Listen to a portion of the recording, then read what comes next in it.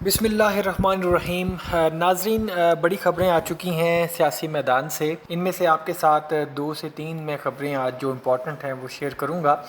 सबसे पहले तो बात कर लेते हैं जी, इमरान खान साहब का एक रेफरेंस उन्होंने तैयार किया है, वो उन्होंने बनवाया है जेल में बैठे हुए अपने वकला टीम से। और वो रेफरेंस किसके ख़िलाफ़ है? वो रेफरेंस है जनाब chief justice of Islamabad high court Aamir Farooq साहब के ख़िलाफ़। बेसिकली इस रेफरेंस का जो मकसद है वो जो टेरियन वाइट केस जो था उसके अंदर जो बेज़ाब्तगियाँ हुई हैं, जो कानून से बालातर होकर फ़ैसले किए गए और जिसका सरासर नुकसान जो है वो इमरान खान साहब को हुआ और वो इसके विक्टिम हैं, तो वो जो हैं वो शख्स जो हैं वो बेहतर थे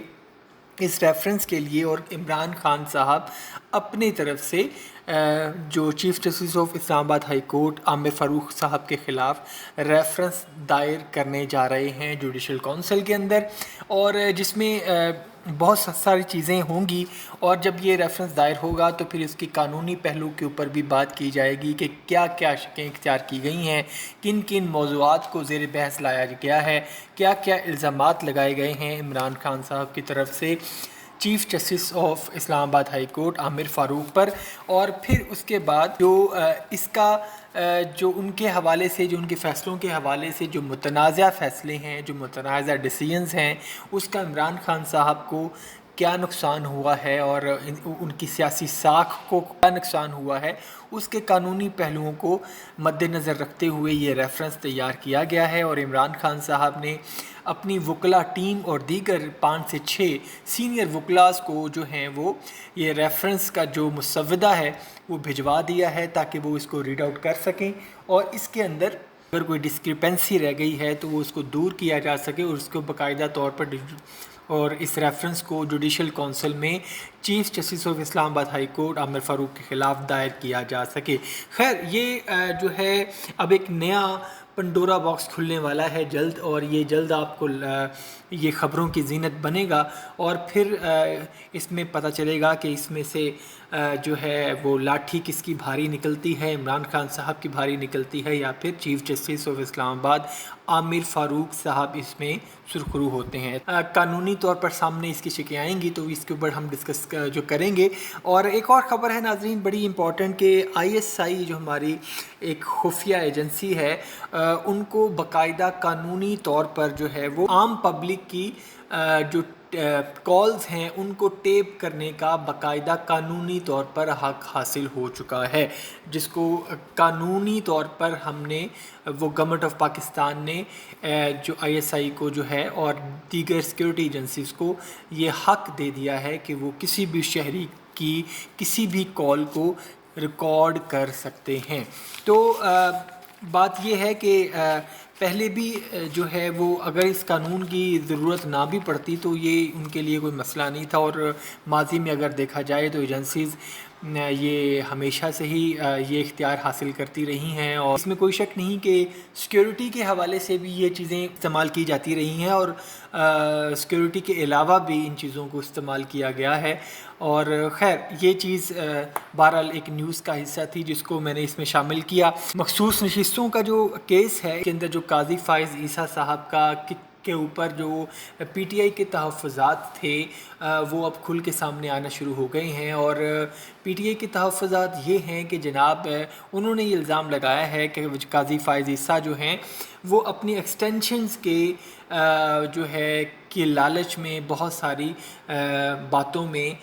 वो जानिबदार दिखाई दे रहे हैं PTI के ख़िलाफ़ हुकूमत के अंदर, ठीक है, और हुकूमत के साथ वो हुकूमत के मौक़िफ़ की तायीद करते नज़र आ रहे हैं, जिसके ऊपर इमरान खान साहब ने भी इस बात पे ये इशू उठाया था कि PTI के हर केस के अंदर काजी फ़ाइज़ ईसा साहब पैनल में मौजूद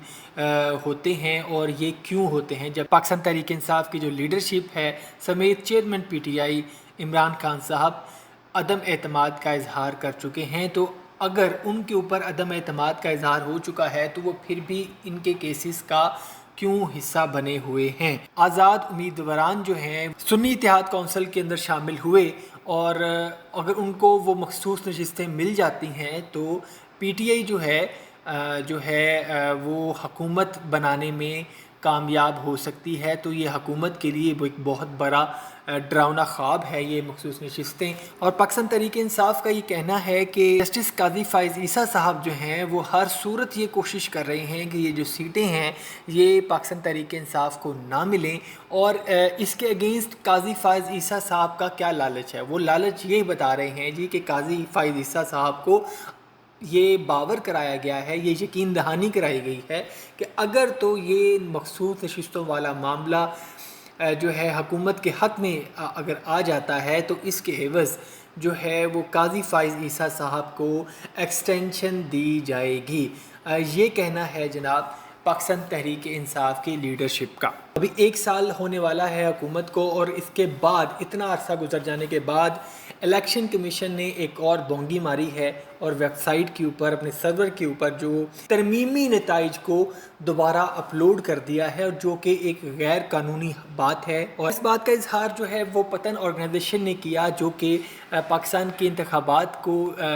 مانیٹر کرتی ہے، اس کو جج کرتی ہے، اس کو انہوں نے کہا کہ الیکشن کمیشن جو ہے کے پاس کوئی ایسا قانونی رائٹ نہیں ہے کہ وہ الیکشن ہونے کے اتنے عرصے کے بعد ترمیم شدہ رزلٹ یا ترمیم شدہ جو فارم 45 ہیں یا پھر فارم 47 ہیں وہ ویب سائٹ کے اوپر اپلوڈ کریں۔ تو یہ جو بھی ہو رہا ہے یہ غیر قانونی ہو رہا ہے، اور خیر اس پہ تو ایک جو الگ سے بحث چھڑی ہوئی ہے، اور اس کا جواب جو ہے وہ حکومتی اراکین ہیں ان کے پاس نہیں تھا۔ اس کے علاوہ جناب ایک اور بڑی خبر جو ہے وہ محمد اورنگزیب صاحب جو ہیں، جو اس ٹائم پاکستان کے جو فائنانس منسٹر ہیں، ان کی اچھی خاصی چترول کی ہے جناب ایک صحافی نے، اور انہوں نے کہا جی کہ آپ نے ایک غریب آدمی کے اوپر، ایک 45,000 روپے تنخواہ لینے والے بندے کے اوپر ٹیکس بورڈ لگا دیا ہے، اور اس کے سمیں آپ نے بلاک کرنا شروع کر دی ہیں، لیکن جہاں پہ جو اشرافیاں ہیں وہ ان کو آپ فری پیٹرول دے رہے ہیں، فری ان کو لگژری گاڑیاں دے رہے ہیں، ان کو بجلی کے یونٹ فری ہیں، آپ ان کے اوپر ہاتھ نہیں ڈالتے۔ آپ کی اتنی اوقات ہی نہیں ہے کہ آپ ان کے اوپر ہاتھ ڈال سکیں، ان کے خلاف کارروائی کر سکیں، اور آپ غریب آدمی کو نوچتے جا رہے ہیں۔ اور جس کا جواب میں اورنگزیب صاحب کے پاس کوئی رپلائی نہیں تھا، اور وہ جو ہے بھیگی بلی کی طرح سوری کر کے جی آپ بالکل ٹھیک کہہ رہے ہیں کہ ان کے علاوہ ان کے پاس کوئی آرگومنٹ موجود نہیں تھا۔ تو